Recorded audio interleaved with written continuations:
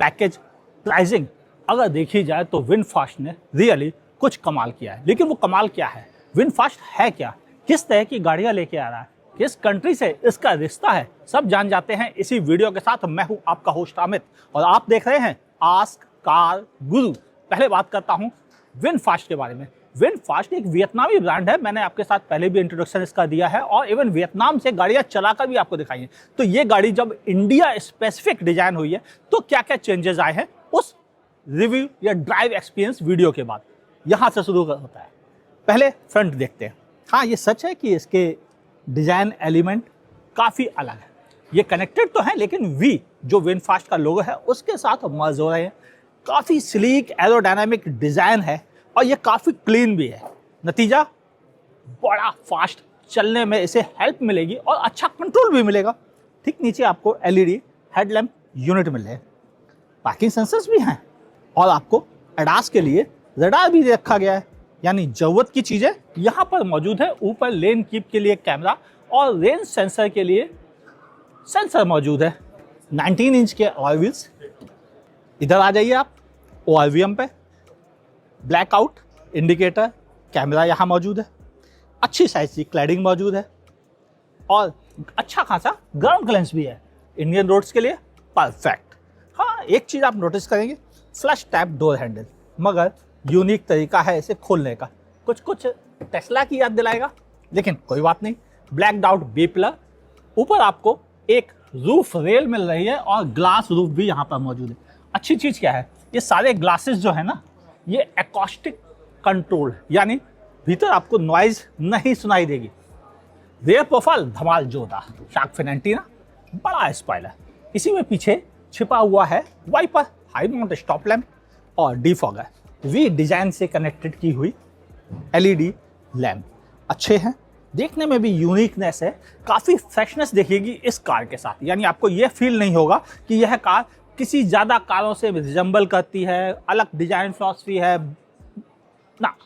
ये बोरिंग बिल्कुल नहीं है, कंप्लीट फ्रेश। यहाँ पर लाइट छिपी हुई है जो देखने में भी अच्छी है और क्लीन क्रिस्टल के साथ मर्ज कर दी गई है। यहाँ पर आप सेट एंड फिनिश देख रहे हैं, ये भी देखिए एक खास तरह का वी बन रहा है। यहाँ पर भी बैजिंग भी VF7 की ब्लैक हाउसिंग के साथ में है। हाँ, पावर्ड टेलगेट,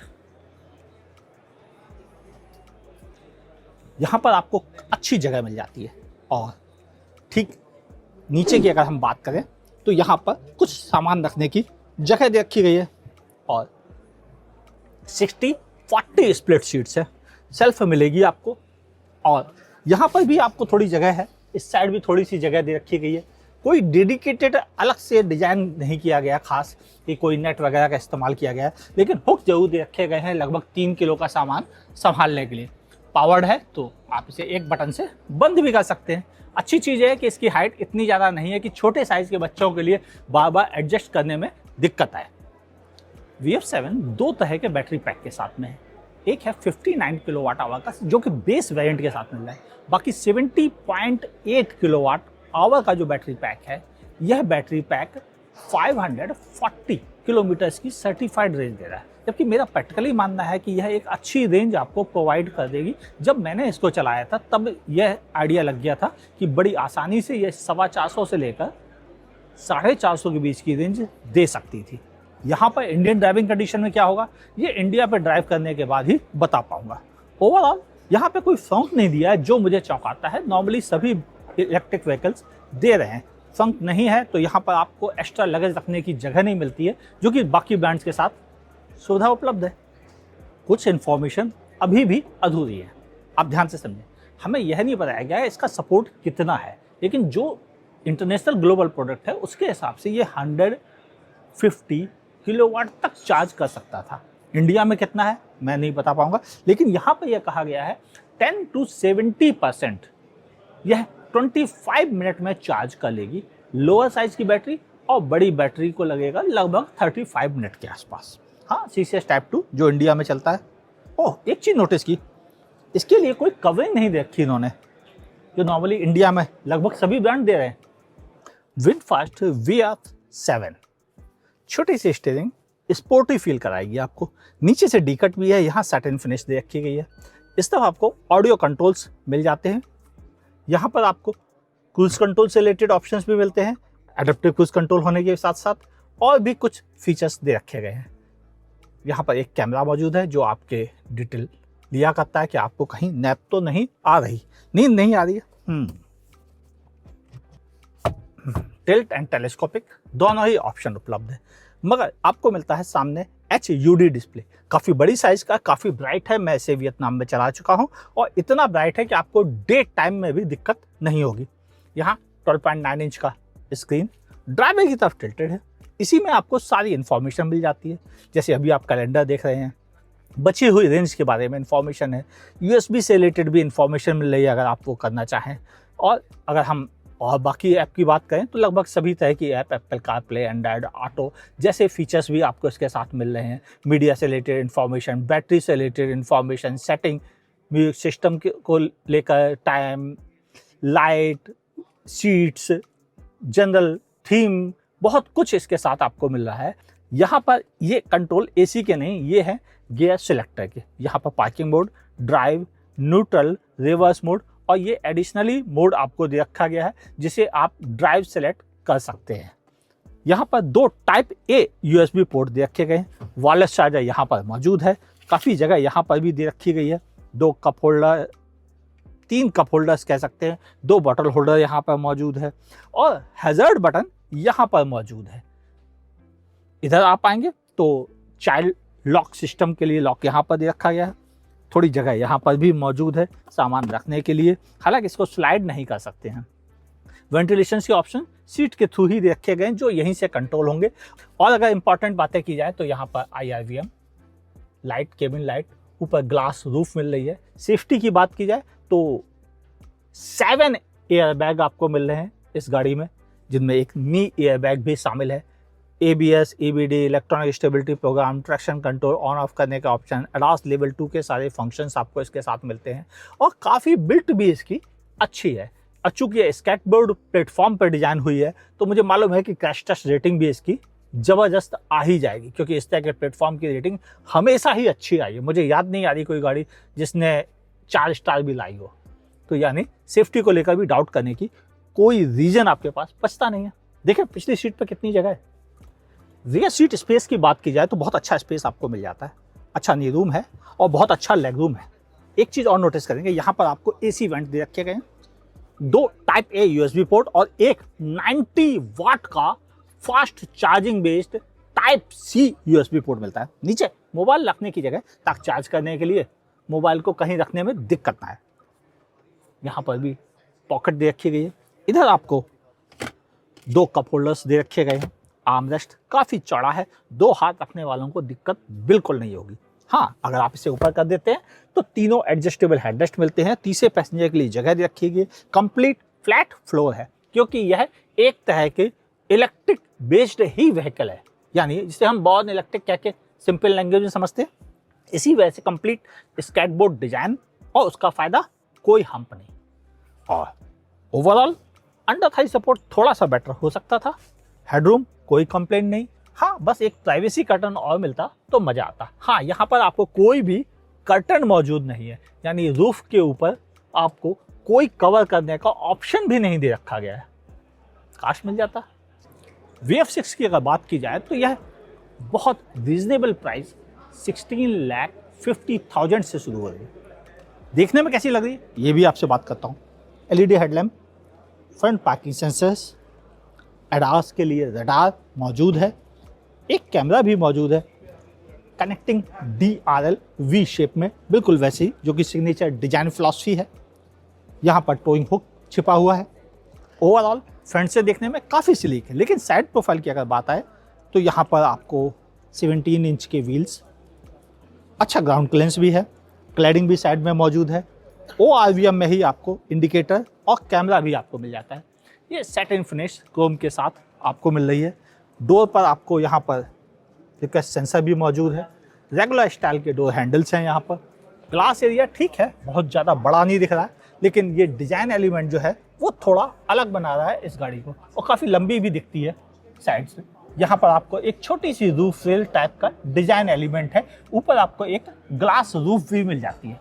रेयर प्रोफाइल, चलो आओ दिखाता हूँ।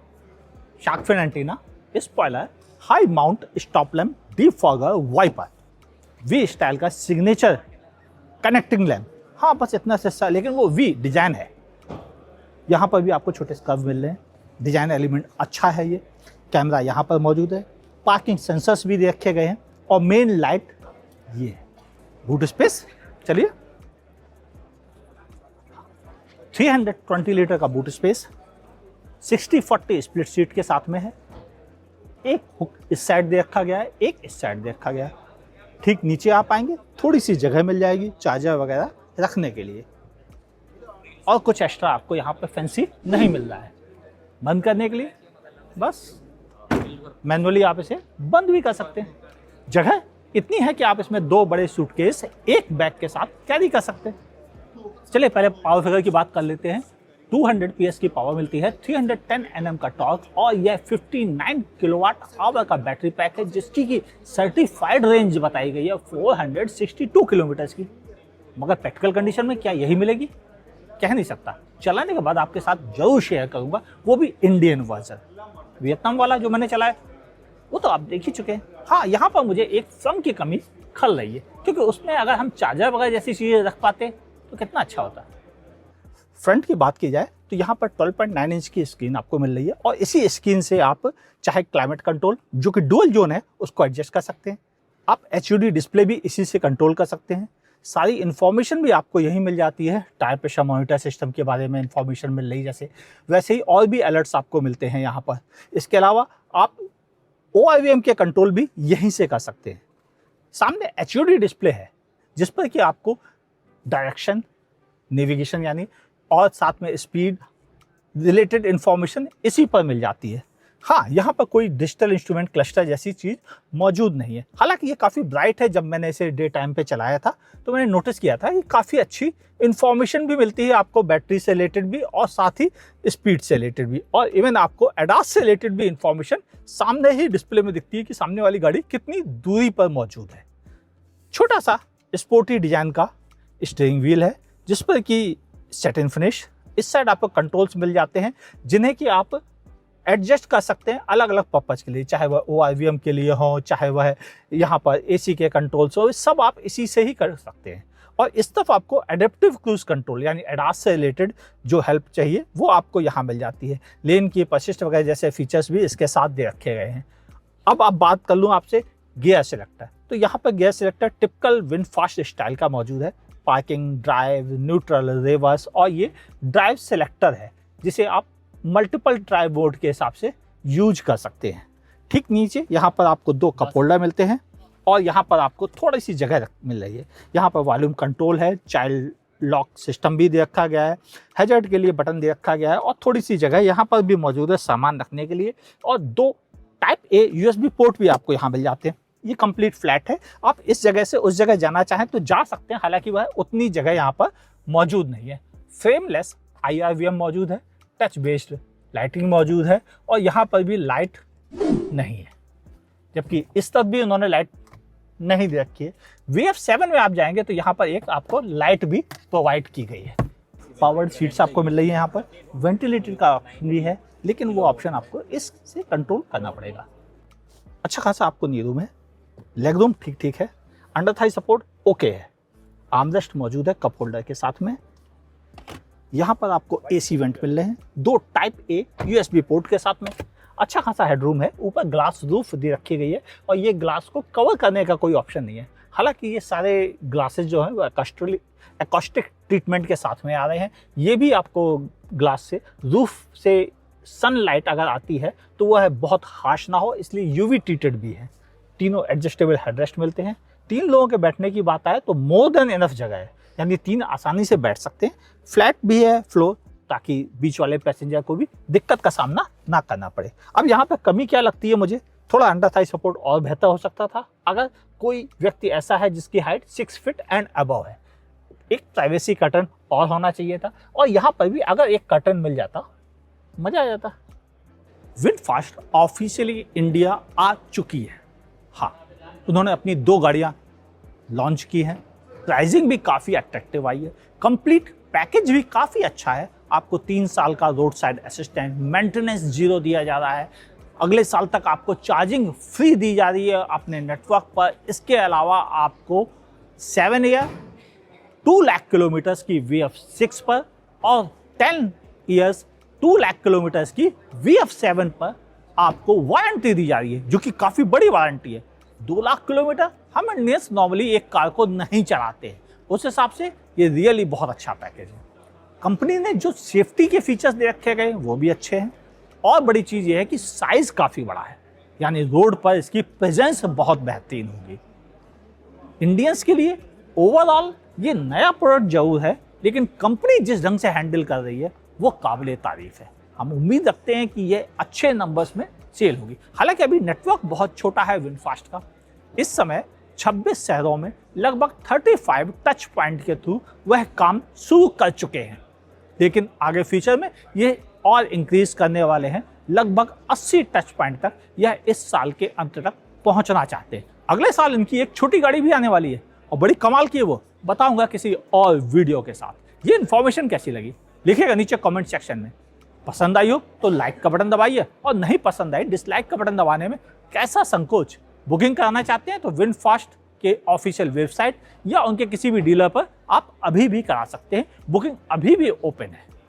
यूट्यूब पे देख रहे हैं तो सब्सक्राइब कीजिए, नोटिफिकेशन ऑन कीजिए। फेसबुक पे देख रहे हैं तो लाइक और फॉलो करने से अपने आप को मत रोकिए। देखते रहिए आज कार गुरु को।